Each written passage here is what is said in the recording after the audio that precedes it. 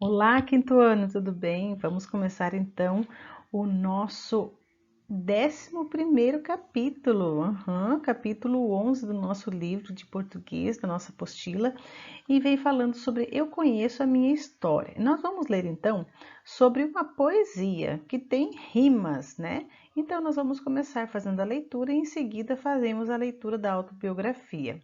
Então, na página 25, nós faremos então a rima, né? E diz assim: rimas para cima, eu faço rimas para cima. Para baixo ninguém me empurra, eu só leio obra-prima, não leio obra que emburra. Eu rimo olhando para cima, eu rimo e acho bonito, elevo minha autoestima às alturas do infinito. Então, nós vamos ver no Trocando Ideias o que significa, que será que ele queria dizer com fazer rimas para cima, né? Então ele estava falando sobre rimas para cima, era sobre ideias positivas, né? Inteligentes, criativas, bem-humorada, nada de coisa de depressão, nada de coisa que deixa para baixo, só rimas para cima, né? Com ideias positivas, né? Número 2, o que o poema compara, desculpa, com que o poeta compara a criação dessas rimas?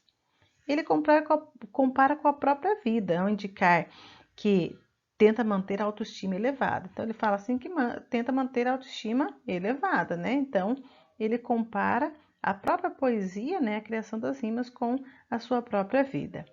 Você costuma ler obras-primas ou obras que emburram? O que o autor quer dizer com isso, né?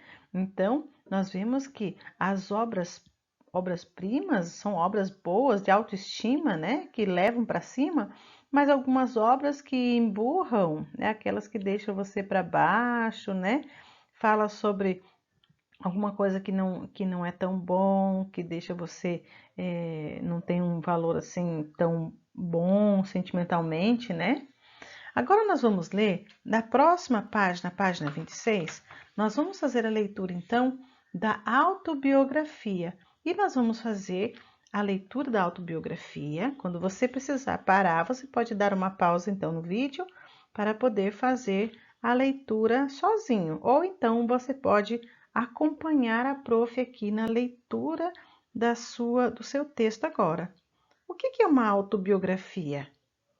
É um texto ou uma história que você conta de si mesmo, né? Então, o autor aqui contou a história da própria vida dele. E ele é o Dilan Deibal Dornelas Camargo, mas o nome literário dele é Dilan Camargo. Então, ele começa falando assim: nasci em Itaqui e passei minha infância e juventude em Uruguaiana, na fronteira com a Argentina. Nessa convivência, aprendi a falar o portunhol, que é o português com o espanhol misturado, né? Fui sempre um assíduo frequentador da biblioteca do Colégio Santa Ana, onde cursei o antigo ginásio, e da biblioteca pública. Dos 14 aos 18 anos, junto com colegas e amigos, fundamos o grupo Gente Nova. Criamos e apresentamos um programa de música e comentários da Rádio São Miguel e editamos um jornal impresso, dirigidos ao público jovem com artigos e notícias. Essa foi uma fase importante da minha formação que influenciaria a minha futura decisão de me tornar um escritor. Sempre gostei de ler e foi isso um passo para depois me dedicar também a escrever, o que faço ainda hoje, com um dos maiores, como um dos maiores prazeres do meu dia a dia. Aprendi desde cedo com o meu professor de português e literatura, irmão Gabriel, o clássico ditado: nem um dia sem ler, nem um dia sem escrever. Cursei a universidade em Santa Maria nesse período. Também me reuni com um grupo de colegas e publicamos vários jornaizinhos alternativos, alguns mimeografados, outros artesanais, em um único exemplar. Se naquela época já tivéssemos o computador, o que não faríamos? Desses, de vez em quando, O que teve vida mais longa foi o piripiri. Frequentei quase diariamente a biblioteca pública e lia principalmente poesia por metro da estante. Foi quando descobri a poesia de Cecília Meirelles, O Seu Mar Absoluto. Foi um acontecimento que transformou a minha vida. Fui ator de teatro universitário e participei de festivais de música como letrista, o que faço até hoje, tendo dezenas de músicas gravadas por vários intérpretes. Integrei grupos de jovens da Diocese de Santa Maria e militei no movimento estudantil. Concluí o curso de Direito na UFSM e o mestrado em Ciências de Política na UFRGS, Universidade Federal do Rio Grande do Sul. E atualmente vivo entre Igrejinhas e Porto Alegre, tendo ao meu lado a minha inseparável Magda. Tenho três filhas e um enteado, Graziela, Letícia, Tamara e Eduardo. Tenho também uma neta, a Anabel. Ler e escrever para mim é como uma segunda natureza, aquela que me revigora, me conforta e me dignifica. Na página 27, na parte por dentro do texto, vem perguntando assim. Na primeira pergunta já diz: agora que você já leu a autobiografia e conhece um pouco do autor, identifique informações do poema que comprovam que ele foi escrito por Dylan Camargo. Então, no texto você vai identificar algumas partes em que foi feito por ele mesmo, tá certo? Então, rimas para cima, a resposta demonstra atitude positiva. Na trajetória da vida de Dylan, vemos que ele buscava fazer tudo da melhor forma possível, tá certo? A número 2 diz assim: a partir dos textos lidos, que características podemos atribuir ao autor? O que nós podemos, características que nós podemos falar, não, esse daí foi o autor que disse, a gente dá para perceber que é ele mesmo. Então, está dizendo lá no texto que ele é criativo, a gente pode perceber que ele era persistente, porque ele ia todos os dias na biblioteca, né? Ele também era estudioso, era esforçado, era inteligente, era animado, entre outras características que a gente pode, ao ler, a gente pode então estar identificando. A número 3 diz assim: em sua autobiografia, o que Dylan Camargo quis destacar? E justifique então, né? Será que ele quis destacar a infância em sua família? Será que ele quis destacar a trajetória como leitor e escritor? Foi o que mais ele falou? Ou foi a experiência escolar e universitária? O que ele queria contar para nós, na verdade, era a trajetória de como leitor e como escritor. Ele dizia da paixão por ler e como essa paixão por ler levou ele a ser um escritor, então, tá certo? Então, a resposta correta é a letra B. Qual que é a finalidade, então, de uma autobiografia? Você já leu textos como esse? Você já leu?